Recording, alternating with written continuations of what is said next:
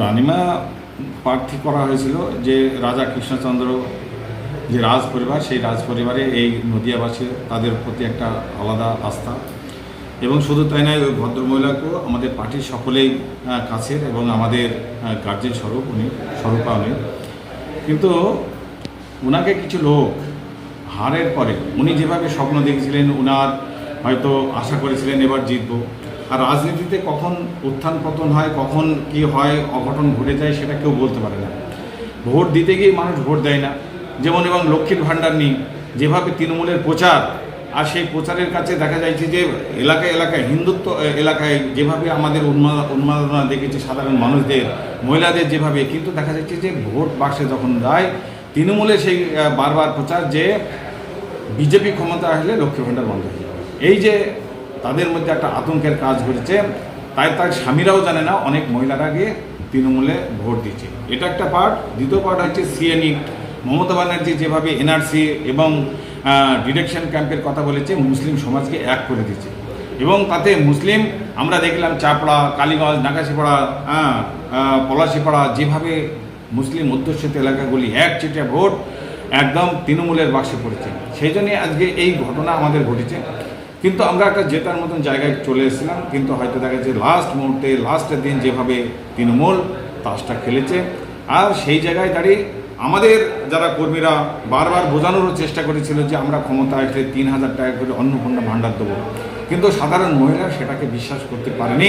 যেহেতু রানিং যেটা পাচ্ছে সেটাকে গুরুত্ব দিচ্ছে বলে আজকে অন্তত 10% থেকে 20% ভোট, মহিলা ভোট আজকে তৃণমূলের বাক্সে সুইং করছে। আজকে সেই ভোটে আমরা হার। কিন্তু রানিমা মনে করেছিলেন যে সাধারণ মানুষ যেভাবে জনজারে রাস্তাঘাটে যেভাবে মিটিং মিছিলে এসে, তাতে দেখা যাচ্ছে রানিমা মনে করেছিলেন জিতব। কিন্তু দেখা যাচ্ছে হয়তো 4 তারিখের পরে আমরা হেরেছি। হারের আর একটা কারণ হচ্ছে যে ইভিএম, যেটা হচ্ছে কাউন্টিং হলের মধ্যে আমরা দেখেছি ইভিএমের 92, 93 এবং 95% পর্যন্ত যেটা চার্জ রানিমা নিজেও দেখেছেন, কমপ্লেন করেছে। ডিএম সাহেব কোনো কর্ণপাত করেনি। অনেক জায়গায় দেখা যাচ্ছে আমাদের এজেন্ট মুসলিম এলাকায় ছিল না, সেখানে আমাদের ডুপ্লিকেট সই করা হয়েছে, সেটা কমপ্লেন করা হয়েছে।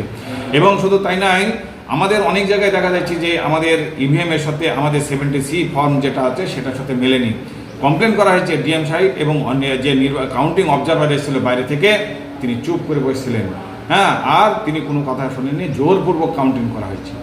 আজকে সেই জায়গায় দাঁড়িয়ে এই যে এগুলি হারের কারণ রানিমা নতুন রাজনীতিতে, সেই জন্য হয়তো তিনি এটা বুঝতে পারছেন না।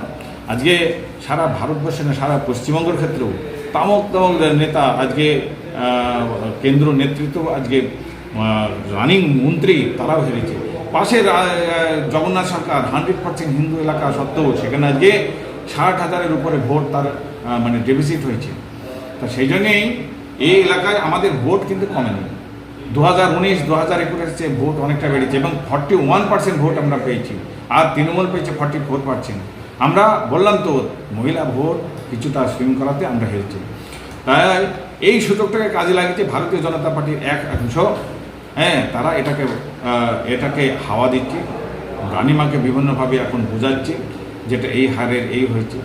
আর সেই জন্যই রানিমা হয়তো বলছে, কিন্তু আমার মনে হয় রানিমা আমাদের সঙ্গে বসে এগুলি মিটে যাবে, আর আমরা অবিলম্বে ওনার সাথে বসে এই বিষয়গুলি আমরা মিটিয়ে নেব।